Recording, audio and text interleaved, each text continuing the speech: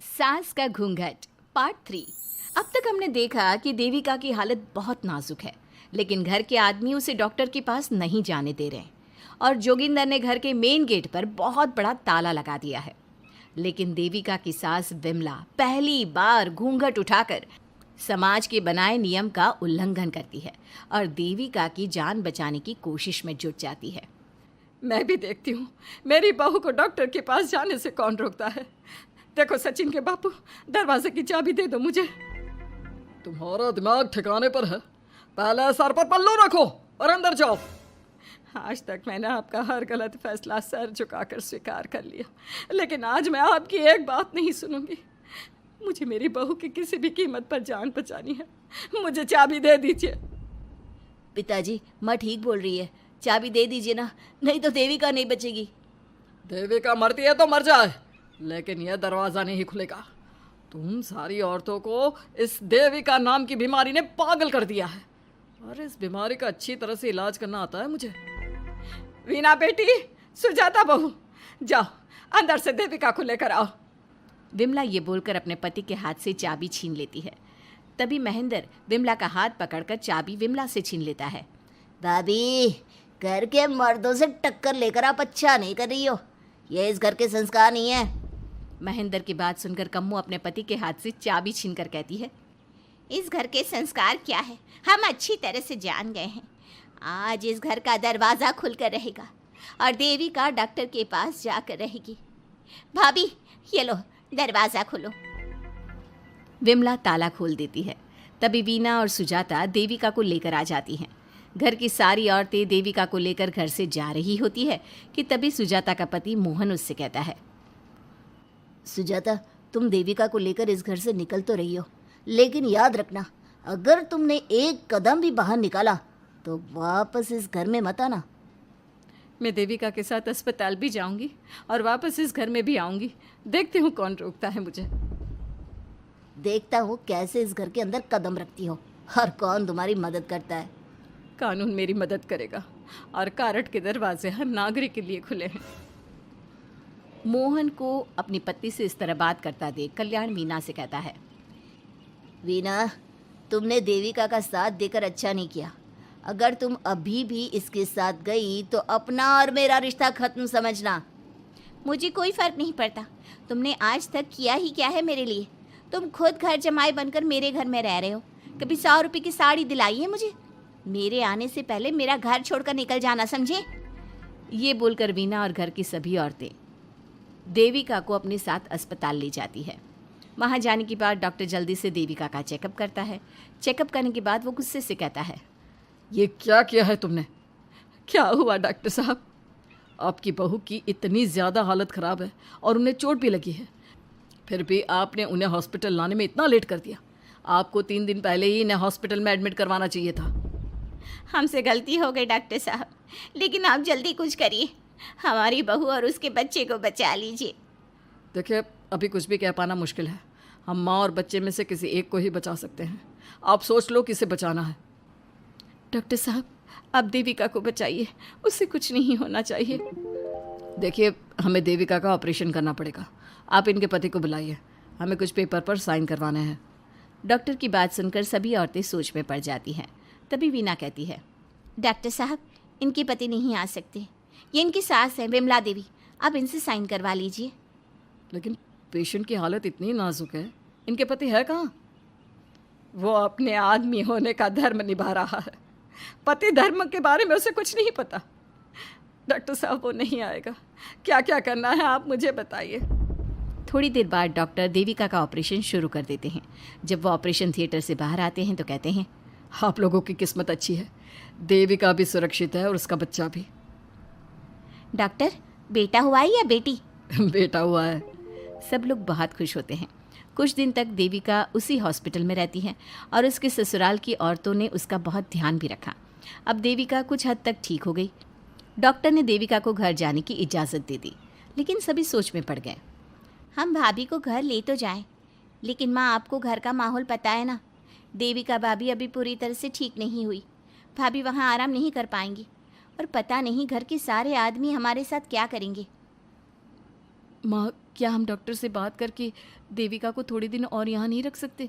जब वो पूरी तरह से ठीक हो जाएगी तो उसे यहाँ से ले जाएंगे। ये बात सुनकर विमला सोच में पड़ जाती है। तभी कम्मो कहती है, तुम दोनों ठीक कह रही हो, मैं अभी डॉक्टर से बात कर लेती हूँ। कम्मो डॉक्टर से बात कर लेती है और देविका कुछ दिन में बिल्कुल ठीक हो जाती है। देविका अपने बच्चे को गोद में लिए बाकी औरतों के साथ अपनी ससुराल जाती है, लेकिन घर के सभी आदमी उन्हें दरवाजे पर ही रोक देते हैं। खबरदार, तुम में से कोई भी औरत अगर घर के भीतर घुसी, अगर तुम घर में कदम रखोगी तो घर अपवित्र हो जाएगा। घर हमारे कदम रखने से अपवित्र नहीं होगा, बल्कि आपकी गंदी सोच की वजह से घर क्या, अरे पूरा समाज अपवित्र हो रहा है। सुजाता, मैंने मना किया था ना घर से बाहर जाने के लिए। अब एक काम कर, जैसे यहाँ आई है वैसे ही यहाँ से सीधा अपने मायके लौट जा। क्यों जी, क्यों चली जाऊँ मैं अपने मायके? मैं जब तक चाहूँ यहाँ रह सकती हूँ। अगर आपने मुझे इस घर में आने से रोका तो मैं आपकी पुलिस में शिकायत कर दूँगी। वीना, इन सब की तरह तुम्हारा भी दिमाग खराब हो गया है। अब मैं तुम्हें बिल्कुल बर्दाश्त नहीं करूँगा। तुम्हें ऐसी सज़ा दूंगा कि तुम याद रखोगी। सजा बाद में देना, पहले मेरे घर से बाहर निकलो। खुद पूरी जिंदगी में एक घर नहीं खरीद पाए और मुझे सबक सिखाने की बात बोल रहे हो। देखो वीना, तुम इस घर की बेटी ज़रूर हो, लेकिन कल्याण इस घर में ही रहेगा। उसने बहुत कुछ किया है इस घर के लिए, लेकिन तुम अब यहाँ नहीं रह सकती। क्यों नहीं रह सकती? इस घर पर मेरा उतना ही हक है जितना सचिन का। देश के कानून ने मुझे ये हक दिया है। अगर मैं चाहूँ तो कोर्ट का सहारा लेकर इस जायदाद का आधा हिस्सा ले सकती हूँ। और हाँ कल्याण, तुमसे तलाक भी ले सकती हूँ। वीना, देविका के साथ रह रहकर तुम्हारा दिमाग भी खराब हो गया है। और कम्मो, मैंने तुमसे कितना मना किया, घर से बाहर मत जाओ, देविका की मदद मत करो, लेकिन तुमने मेरी एक नहीं सुनी। अब तुम इस घर से और मेरी ज़िंदगी से चली जाओ। ये कदम उठाकर तुमने बिल्कुल अच्छा नहीं किया। ये कदम तो मुझे उस समय उठाना चाहिए था जब मैं माँ बनने वाली थी। आपके झूठे अहंकार और गलत नियमों की वजह से मैंने अपने दो बच्चे खो दिए। अगर उस समय मैं दाई अम्मा से इलाज ना कराती और हॉस्पिटल चली जाती तो सचिन के बराबर मेरे भी 2 बेटे होते। सभी पति इस बात पर अड़े हुए थे कि वो अपनी अपनी पत्नियों को घर के अंदर नहीं आने देंगे। देविका बहुत देर तक सबकी बातें सुनती रही।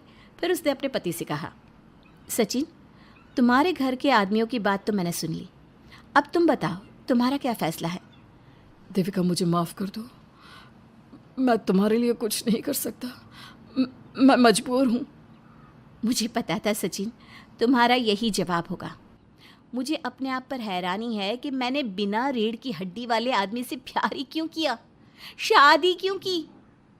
अब मैं आप सबसे बस आखिरी बार पूछ रही हूँ, तुम हमें अंदर आने दे रहे हो या नहीं, या मैं पुलिस को फ़ोन करूँ?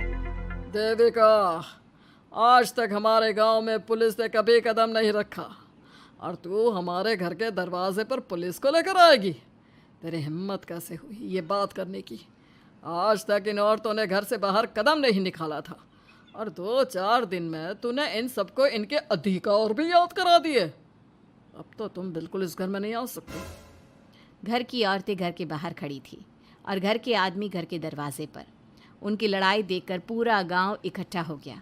देविका को अस्पताल पहुंचाकर घर की औरतों ने काम तो अच्छा किया।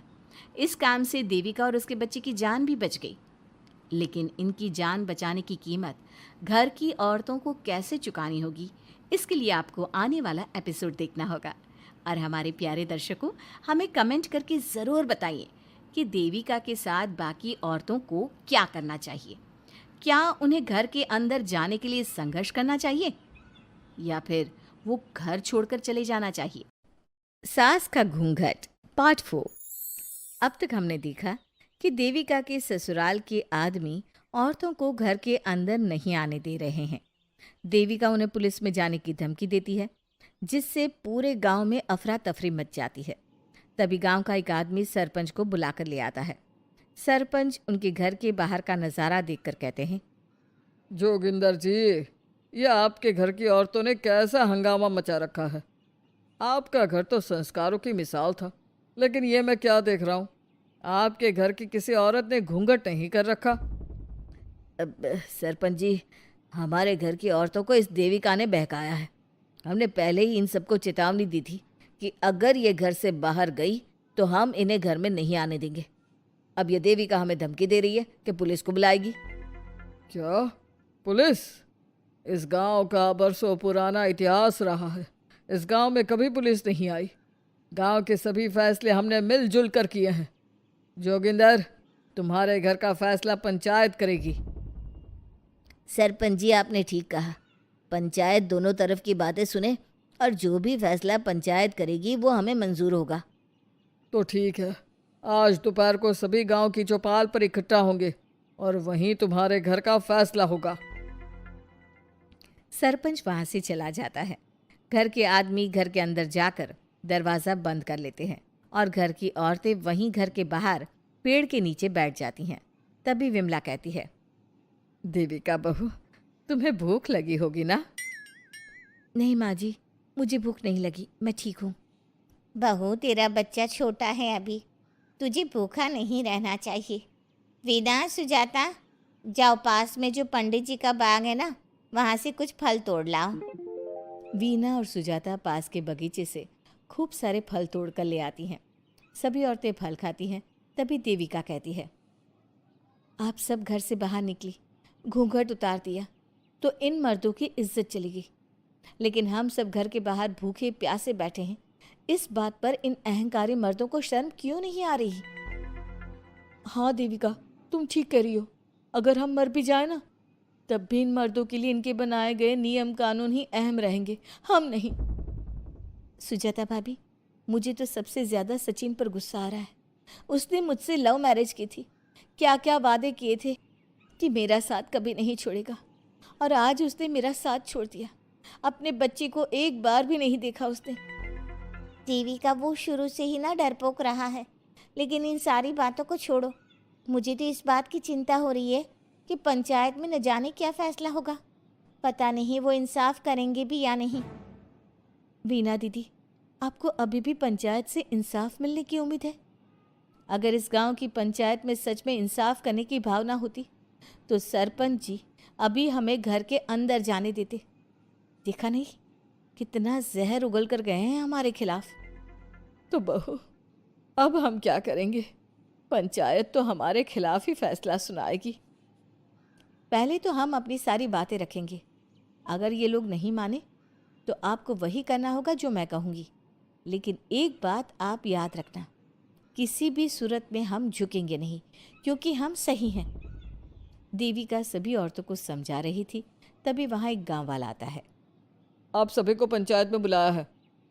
उस गांव वाले की बात सुनकर सभी औरतें पंचायत में पहुंचती हैं। वो देखती हैं कि उस पंचायत में सारा गांव इकट्ठा हो गया है। बहुत सारी औरतें लंबे लंबे घूंघट करके वहां आई हुई हैं। तभी पंचायत की कार्यवाही शुरू की गई और घर के आदमियों से पूछा गया कि वो घर की औरतों को घर में क्यों नहीं रखना चाहते। हमारे घर की औरतें ना तो घूंघट उतारती है और ना ही किसी डॉक्टर से इलाज करवाती है, और हमारे मना करने के बाद भी इन सब ने घर से बाहर कदम रखा, हमसे ऊंची आवाज़ में बात की। हमने इन सबको चेतावनी भी दी, लेकिन इन्होंने हमारी बात नहीं सुनी। अब ये सभी औरतें हमारे घर में नहीं रह सकती। अब औरतें अपना पक्ष रखें। ये कानून की किस किताब में लिखा है कि औरतों को घूंघट करना चाहिए? और अगर मेरे ससुराल की औरतें मुझे डॉक्टर के पास ना लेकर जाती तो ना मेरा बच्चा जिंदा बचता और ना ही मैं। लेकिन दाई अम्मा से हम इलाज करवा रहे थे ना। दाई अम्मा को कुछ समझ में नहीं आ रहा था। देविका का इलाज दाई अम्मा के बस की बात नहीं थी। काफ़ी देर तक दोनों पक्षों में बहस चलती रही। दोनों एक दूसरे पर आरोप प्रत्यारोप लगाते रहे, लेकिन दोनों पक्षों की बात सुनने के बाद पंचायत ने जो फैसला लिया उसके लिए तो देविका पहले से ही तैयार थी। दोनों पक्षों की बात सुनने के बाद पंचायत ने यह फैसला किया है कि सारी गलती महिलाओं की है। अगर वो अपने अपने पतियों से माफ़ी मांग लेती है और वादा करती है कि भविष्य में कभी ऐसी गलती नहीं दोहराएंगी, तो वो घर के अंदर प्रवेश कर सकती हैं। हमें पंचायत का फैसला मंजूर नहीं है। हमने कोई गलती नहीं की जो हम माफ़ी मांगे। और किस बात का वादा करें हम? हमने देविका की जान बचाई है, तो आप हमसे भविष्य में किसी की जान ना बचाने का वादा ले रहे हैं क्या? अगर तुम्हें पंचायत का फैसला मंजूर नहीं है तो तुम सबको घर में नहीं पुरानी हवेली में रहना होगा, जो अब खंडहर बन चुकी है। यह खंडहर तुम्हारे घर के सामने ही है। सरपंच जी, आपका फैसला सही नहीं है। एक बार और सोच लीजिए इस फैसले के बारे में। ओ शहर की छोरी, 4 किताबें क्या पढ़ ली, हमें सही गलत का पाठ पढ़ाएगी? तुझे पता नहीं कि पंचायत का फैसला यहाँ सदियों से चलता आया है और लोग उसी को मानते आए हैं। अच्छी तरह जानती हूँ सरपंच जी। अगर मैं चाहूँ तो आपके इस फैसले को कोर्ट की चौखट तक ले जा सकती हूँ। पुलिस को बुलाकर अभी घर के अंदर जा सकती हूँ। पंचायत और घर के आदमियों की शिकायत पुलिस में कर सकती हूँ और अपने बच्चे को उसका हक दिलवा सकती हूँ। लेकिन नहीं, मैं ऐसा नहीं करूँगी। मैं उसी खंडहर में रहूँगी और इस गांव के आदमियों को दिखा दूंगी कि औरत खंडहर को भी महल बना सकती है, और वो भी बिना किसी आदमी की मदद के। सारे गांव की औरतें देविका की बातें सुनकर हैरान हो जाती है। उनका जीवन घूंघट और घर के 4 दीवारी के बीच में ही था। कोई औरत अपने हक के लिए पंचायत से भी टकरा सकती है, ये बात उन्होंने पहली बार सुनी थी। अब देविका घर की औरतों के साथ खंडहर में चली जाती है। माँ जी, ये खंडहर तो काफ़ी पुराना है। भाभी, खंडहर पुराने ही होते हैं। मुझे तो डरावना भी लग रहा है। मैं डर की वजह से कभी इस खंडहर के आसपास भी नहीं आई, लेकिन मुझे क्या पता था कि एक दिन इसी में रहना पड़ेगा। ये तो टूटा फूटा भी पड़ा है। माँ जी, एक काम करते हैं, ये खंडहर तो काफ़ी बड़ा है, इसलिए एक हिस्से की साफ सफाई करके उसे ही रहने लायक बना देते हैं। बाद में धीरे धीरे पूरा खंडहर ठीक कर लेंगे। हाँ बहू, तुम ठीक कह रही हो। विमला भाभी और मैं इस खंडहर के टूटे हुए हिस्सों पर मिट्टी और ईंटें लगा देते हैं। सुजाता और विना, तुम साफ सफाई कर लो। सभी औरतें मिलकर खंडहर के एक हिस्से को सुधारना शुरू कर देती है और काफ़ी देर तक मेहनत करने के बाद वो उस हिस्से को काफ़ी हद तक अच्छा कर लेती हैं। और इसी तरह रात हो जाती है। सभी औरतें बैठकर बात करती है। माँ, हमने इस खंडहर को घर तो बना दिया है, लेकिन ये घर चलेगा कैसे? हाँ माँ जी, मैं भी यही सोच रही हूँ। और हम सब तो बड़े हैं, गर्मी सर्दी भूख कुछ भी आसानी से बर्दाश्त कर सकते हैं। लेकिन देविका का बेटा बहुत छोटा है, उसे तो हमें अच्छी तरह से पालना होगा ना। मैं भी यही सोच रही हूँ कि आगे हमें क्या करना चाहिए। कम्मू और मैं मिलकर मिट्टी का चूल्हा और मिट्टी के बर्तन बना देते हैं। कुछ दिन के लिए खाने का इंतज़ाम भी हो जाएगा, क्योंकि यहाँ पर खेत और बाग बगीचे आसपास ही हैं, कहीं से कुछ भी ले सकते हैं। पहले आप मुझे ये बताइए कि आप सब लोगों को आता क्या है? मतलब कोई ऐसा काम जिसका आपको शौक हो, जो आपने बचपन से किया हो। बहू, तेरे दिमाग में चल क्या रहा है? माँ जी, बहुत कुछ चल रहा है। बस अब हमारा सारा ध्यान इस बात पर होना चाहिए कि हम अपने लिए अच्छे से अच्छा क्या काम कर सकते हैं। आप सब हिम्मत से और समझदारी से काम लो, फिर देखना हम इस खंडहर को भी महल बना देंगे। इसके लिए सबसे पहले हमें आत्मनिर्भर बनना होगा। देविका सभी को समझा रही थी, तभी उसका बेटा रोने लगा। उसने अपने बेटे को गोद में उठाया और उसे चुप कराने लगी। अब देविका के सामने सबसे बड़ी चुनौती थी कि वो किस तरह से ससुराल की औरतों को आत्मनिर्भर बनाए और किस तरह से अपना घर चलाए। हमारे प्यारे दर्शकों, अब आप बताइए, देविका और घर की सभी औरतों ने अपने पतियों से माफ़ी ना मांगकर सही किया या गलत? क्या उनका खंडहर में रहने का फैसला सही था? अब देविका को क्या कदम उठाना चाहिए, हमें कमेंट में ज़रूर बताना। हमारी कहानी को लाइक, शेयर और चैनल को सब्सक्राइब करना मत भूलना।